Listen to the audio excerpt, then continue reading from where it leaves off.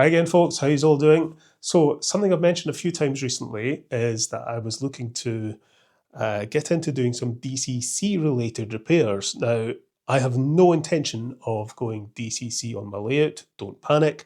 I am still going to be a DC focused channel. But I just wanted to be able to, look at a DCC fitted model and be able to read and write to the decoder. Because I sometimes get sent DCC fitted models and people don't fit blanking plates or they haven't enabled DC running and I can't do anything with it until, take the chip out and put a blanking plate in. And on one or two occasions I've been given a hardwired DCC fitted model and I couldn't do anything with it at all. So I've been looking into how I could, get involved with DCC stuff. And it's an extremely complex subject. If you're not, really up on DCC, to just go online and start researching it yourself is extremely complicated. It's a real minefield. But I came to the conclusion that SPROG was the best thing for me to use, which is a little device that you plug into your computer and you can access your DCC decoders in your models, and you can also control the models with it as well, which is something I wanted to be able to do. I didn't just want to be able to read and write to a DCC decoder, I wanted to be able to control it as well. So I needed a command station, but I also needed the ability to read and write CVEs and all the other settings. And SPROG does do all that, and for a very good price, because a decent DCC controller was going to cost me an arm and a leg. And I didn't want to do that because I won't be making the best use of it. I'm not going to have DCC on my layout. It's purely to be used on my workbench. So I didn't see the point in spending an absolute fortune on a DCC controller. But SPROG fills that gap. So when I started looking into SPROG, wow, yeah. You have to use it with the JMRI Decoder Pro program, which is an open source piece of free software. And yeah, it looks like it. It looks like it was written back in the 1990s, and it probably was. So it's extremely antiquated and very, very clunky. I thought I used to use some terrible software in my day job, but wow, yeah. It could be so much simpler, but it is what it is. So I'm not going to criticize it too much because you have to use it. And once I got my head around it, it was okay. But initially it was really difficult to get my head around because all the videos that I could find on it tended to be about how you wire the SPROG up and how you install it on your computer and all the rest of it. But I've got a Windows 10 computer. I can't upgrade it to Windows 11, so I'm going to have to build a new computer at some point. But anyway, and the instructions that they give you for using SPROG is actually the SPROG 2 instructions. It's supplemented by an additional set of instructions for SPROG 3, but there's also another sheet for if you've got a Windows 10 computer, because all the instructions for installing the software is very old-fashioned and based on a very old computer.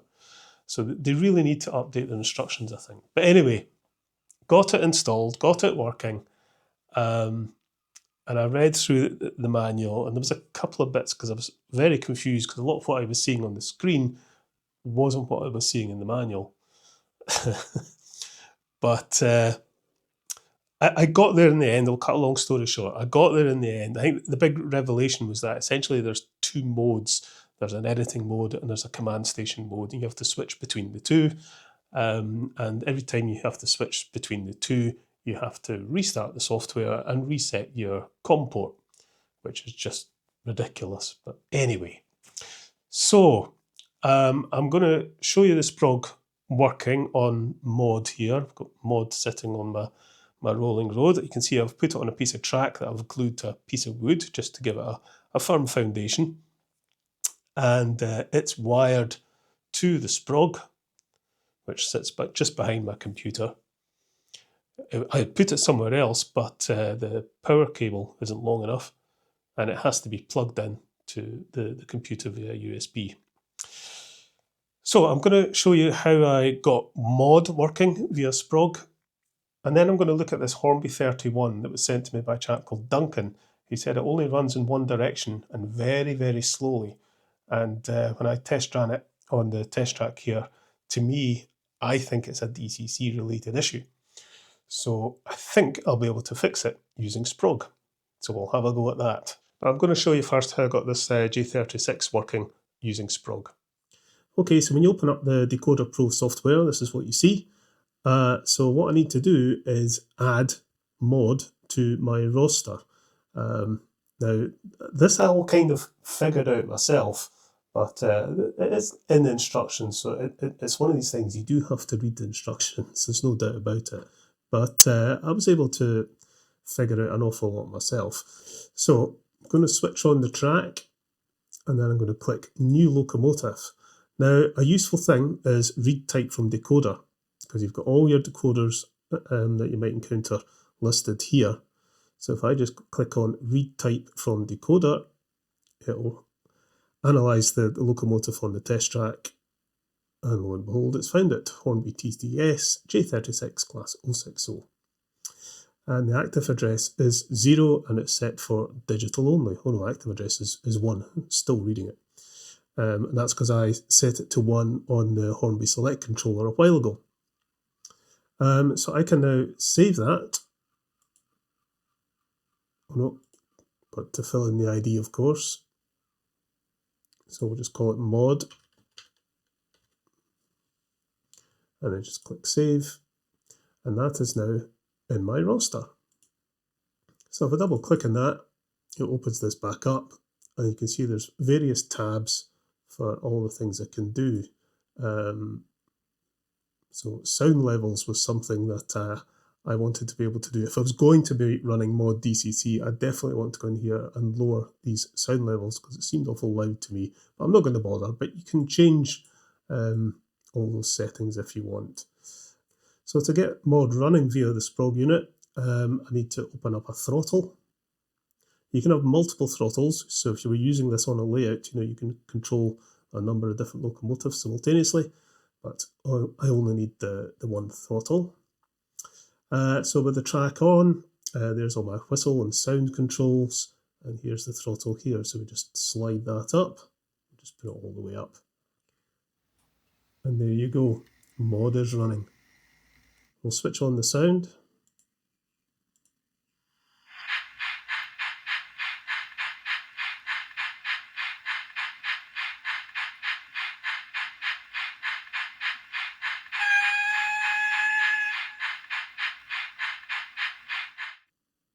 So that's all simple enough once you get your head around it. Now to change the settings, and one thing I'd quite like to change is the analog controls, because this is set to JMRI digital only.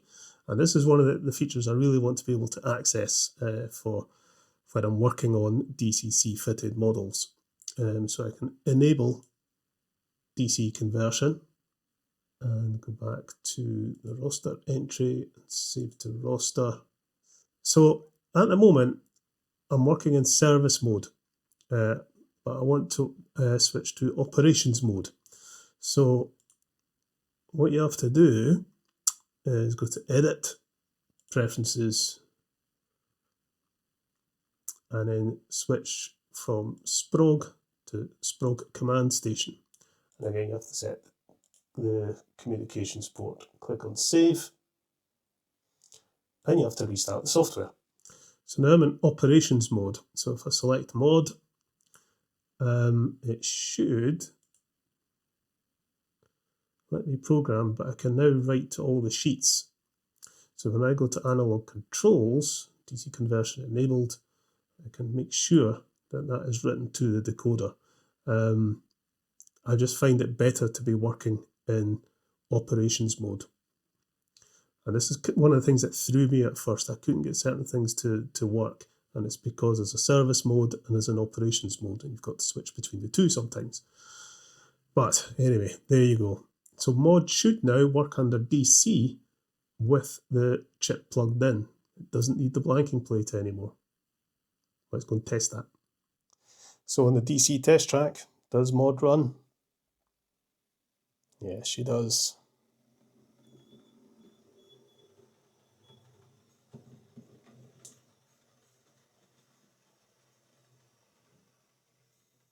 Now let's have a look at this Hornby 31. It's on the DC test track. Let's turn on the power.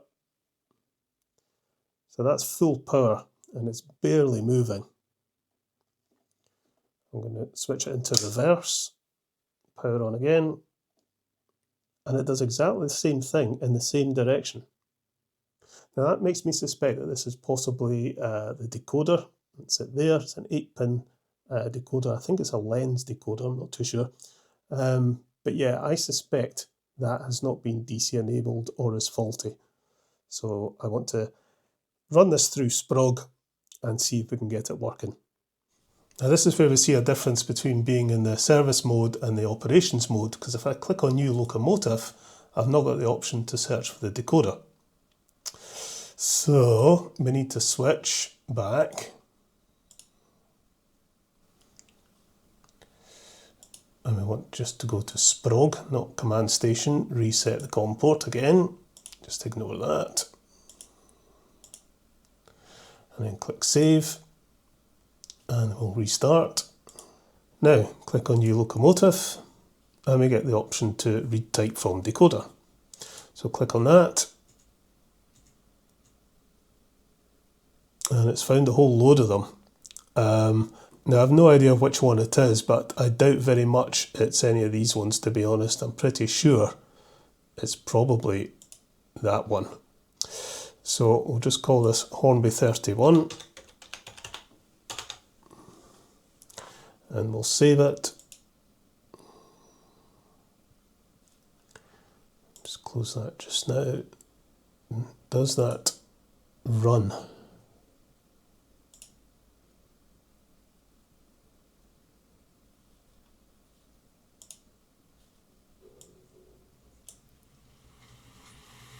Yes, it is.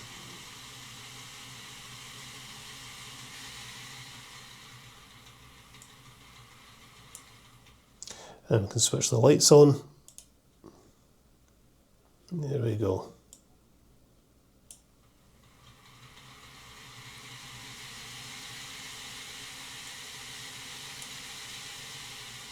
So that seems to work fine under DCC.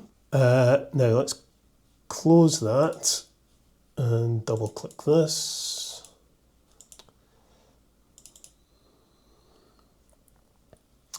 And we want to go to analog controls, and it is set to digital only, so we'll set it to DC conversion enabled, and we'll write that to the decoder. Save the roster, and that, I think, should now run under DC. So let's see if this runs under DC now.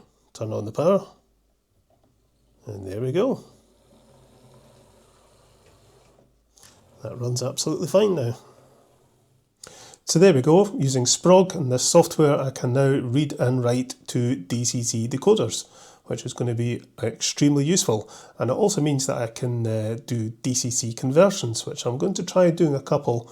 I think I'll buy myself a couple of decoders and try doing a couple of conversions just to try out the process before I start doing them for anyone else. But at least I'll be able to test the decoders properly using SPROG and this software.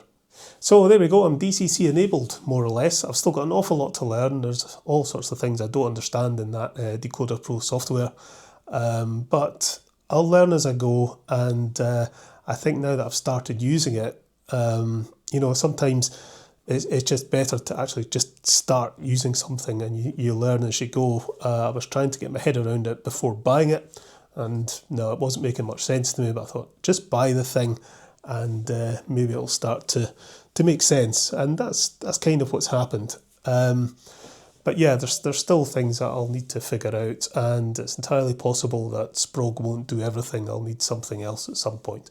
But at least I know I can now read and write to a DCC decoder and identify a DCC decoder, and also, if I do a DCC conversion, I can test it properly and assign an address and all the rest of it. So I think that's probably all I'll need to be able to do. As I say, I'm not going to have a DCC layout, so I won't be using all of the DCC functionality. I'm not likely to sit with a locomotive and go through all the CV values, tweaking it all. I'm not likely to ever do that, I wouldn't think. It's really just to make sure that the thing's working and enable it for DC running or disable it for DC running or whatever. At least I can now do all that. This Hornby 31, which was sent to me by Duncan, it was a good example of why having the SPROG is very useful, because yeah, I could have replaced that with a blanking plate and it probably would have ran fine, but I don't know, maybe the lights wouldn't have worked or something. So it's always good to try and keep the model as it was intended to be. And if it hadn't worked, it probably would have told me that this was duff and just I'd have stuck a blanking plate in. But I just thought the way it was behaving, I thought, I wonder if that just needs to be DC enabled, and that's all it was. This does have a couple of other issues. These things here at the side are loose. The fan here was working intermittently, but there's probably not much I can do about that. It seemed to be working okay there when I was running it just now, so I think I'm just going to leave that alone. But yeah, I need to fix these, and we'll give it a wee spot of oil in the worm gears. So we'll do that, and then we'll get this on the layout, because it's a nice model. Right, so a quick look at this 31, just to sort that out, because that's loose. So's that one. You can see they're just screwed on, but that's very loose. Just try tightening up that screw. Let's see if that fixes it. Or is the screw a little stripped? Let's fix that one.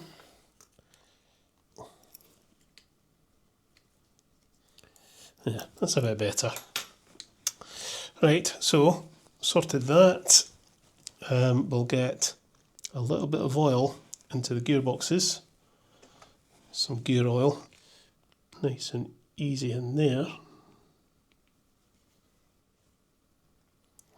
This one's a wee bit more trickier to get to. Just get in there.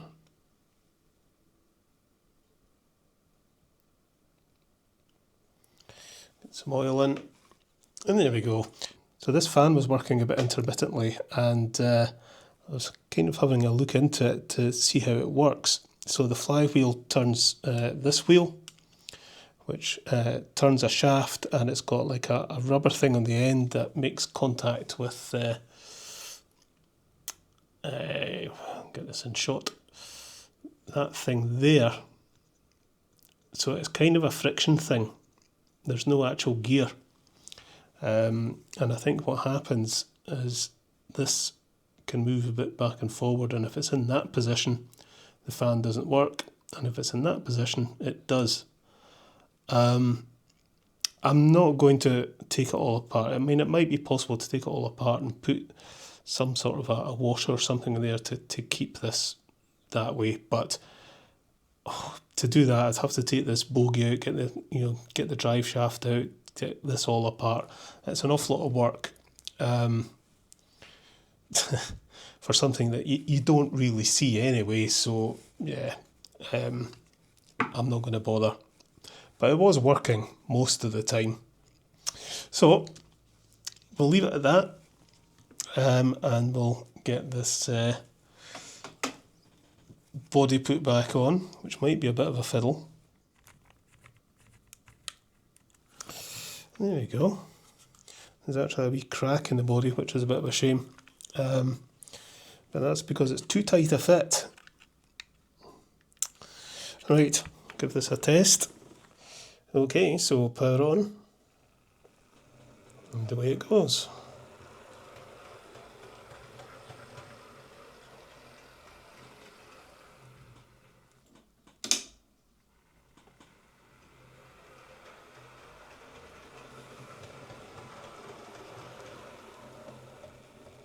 Very nice. Okay, we'll pull this out the shed and give it a wee run.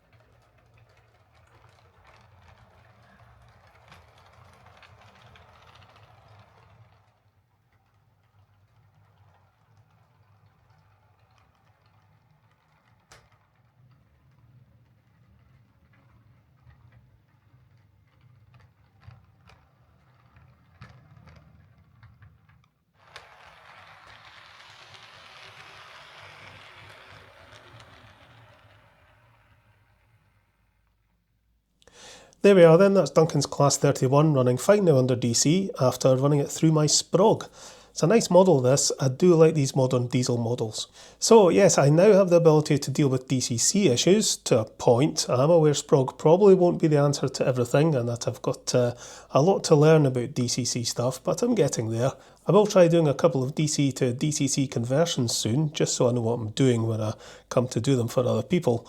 But as I said, don't worry, I'm still a DC bloke and this will remain a DC focused channel, unless I ever build a second N-gauge layout, which is something I've always had at the back of my mind. But yeah, maybe I'd start a spin-off channel if that ever happens. OOBill. Anyway, I shall get this 31 packed up and sent back to Duncan, and I shall catch you later, folks.